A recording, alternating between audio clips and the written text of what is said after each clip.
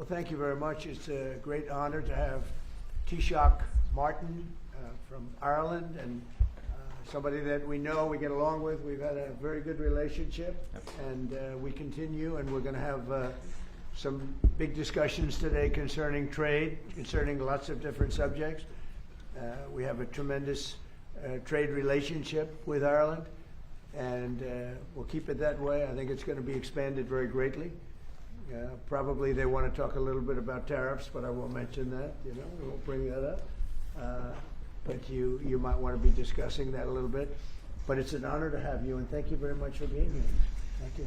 And may I thank you, President, for facilitating this visit, and in what is for us probably one of the most important weeks in the United States. And in many ways, you're affirming the tremendous bonds between Ireland and the United States that go back to the very foundation of this republic. And 35 million people in this country claim Irish descent and Irish heritage. And I spent the first 2 days in Philadelphia, going back really into the heart of that history, and the fact that 3 Irish people born on the island of Ireland signed the Declaration of Independence. It was printed by an Irishman, John Dunlap, and disseminated across the colonies. And Charles Thompson, who was discussed earlier, he designed the bald eagle, the seal of the US. So in many ways, our connection is foundational, it's historic. And the Irish helped to build America. We're very proud of that connection. And we think you hosting us here in the White House is affirmation to all the Irish Americans out there and to our diaspora in this country for what they've contributed to America. And that's very much through the prism this year, the America 250. It's a very exciting year, and we're discovering new things. I mean, even a guy from my own city, a guy called Stephen Moylan, who was an aide-de-camp to Washington, he's regarded as the guy who came up with the phrase, the United States of America. First written record, and it's in New York in the museum and so on like that. So that's the nature, the history of those bonds. Well, you told me something before that was maybe the most interesting of all. How many presidents are in some way related through blood with Ireland? 23. Can you 23 Irish presidents. They're great politicians. The Irish are great politicians. Absolutely. No, but think of it. 23 are in some form, and many of them have gone to Ireland. Absolutely. Grant went to Ireland after his presidency. Right. I was saying earlier, Ronald Reagan's visit was an extraordinary one in a place called Ballyporeen in County Tipperary. And of course, John F. Kennedy, whose grandfather was Irish, came back, I think, early '63. That's a very memorable visit because of what tragedy that happened subsequently in the assassination, which touched people in Ireland very deeply. So the Kennedy very popular family, Kennedy family strong resonation with Ireland. Well, we like the family too. Yeah. One person in particular, one very non-controversial. I know person. that. Yeah.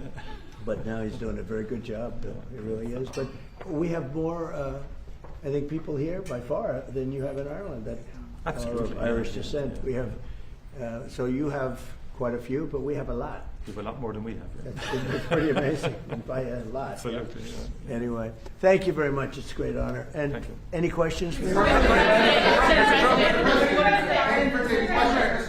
it's Ireland in September and will you stay at Doonbeg? Well, I'm having, it's a great thing, my son and my family, we have a great golf complex in Ireland, one of the best in the world, called Doonbeg. It's in Doonbeg. And it's been amazing, and Rory McIlroy loves it. They all love it. Great golfers. You have a tremendous golf tradition, and it was chosen for the Irish Open, which is a big deal. That's a big event. Absolutely, looking forward to it. Everybody wants me to be there. You just said, I hope you're going to go. I did. And we're going to try. We are going to try, but it will be an honor. But it was a great honor to be chosen. They only choose the best courses in the world for the, for the big opens. It's one of the big ones, the Irish Open. It's really become one of the most important tournaments in the world. It's going to do. I hear it's going to be a fantastic success. Be a great success. Yeah. So very Mr. President. It's a very hard course. Mr. President.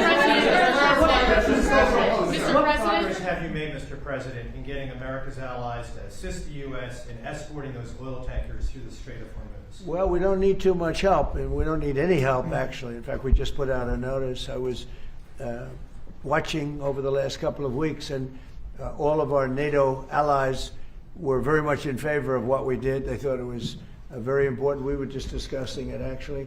Very important that we take out the nuclear threat from Iran, and we've done that very strongly, very powerfully. We've wiped out their Navy, wiped out their military in every aspect. Their Air Force is now decimated. They have no Air Force, no Navy.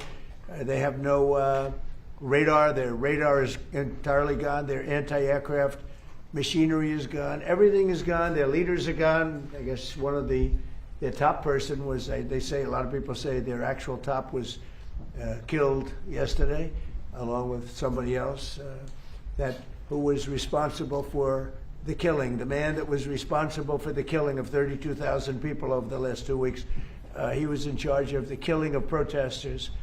It's an evil group. I mean, they've killed much more than 32,000 people. And the man who was responsible for that was also killed yesterday.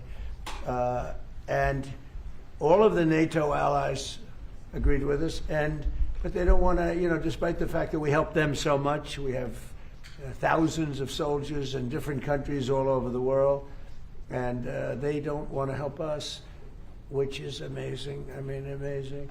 And I didn't do a full court press because I think if I did, they probably would be. But we don't need help. That war has been long prosecuted, as far as I'm concerned, almost from day one. We knocked out many of these things. We knocked out the Navy essentially in a couple of days.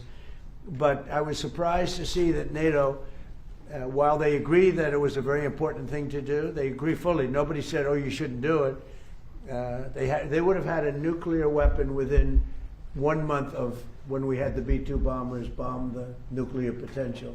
I call it the nuclear dust. So I think NATO's making a very foolish mistake. And I've long said that, I wonder whether or not NATO would ever be there for us. So this was a great test, because we don't need them, but they should have been there. The other thing is, and I think, very important, we didn't have to be there for Ukraine. Biden chose to spend hundreds of billions of dollars on Ukraine. And I guess the head of Germany just made a statement that, they weren't involved and they have nothing to do with the war. But at the same time, they think we did a great thing by knocking them out. Nobody wants to have Iran, or anybody, but nobody wants to have Iran with a nuclear, because these people are crazy. They're absolutely crazy, and they're vicious, violent. I mean, think of it. They killed, now I hear it's about 41,000 people. They put out a notice 2 days ago. Anybody that protests will be immediately shot and killed. That's pretty tough stuff. So everyone agrees with us, but they don't want to help. And we as the United States have to remember that, because we think it's pretty shocking. President Macron has just said in the last hour that he will never join a task force in the Strait of Hormuz until hostilities finish. Yet yesterday you said... Who said that? Who said? President Macron of France. What's your reaction to that, sir? Well, he'll be out of office very soon, so we'll have to see. I don't know.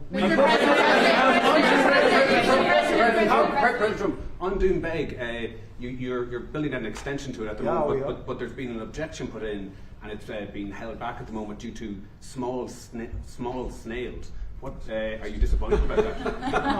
No. Planning Commission is I have not heard that. No. Planning Commission. I mean, the course was built and it's been operated very successfully. Somebody's objecting. You mean an environmental group is objecting to small snails at Doonbeg? I don't know. It doesn't sound like the biggest problem I've ever had. How close the U.S. to announce a coalition of willing to secure the Strait of Hormuz? Which countries are joining and which countries have... Well, we've had great support from the Middle East.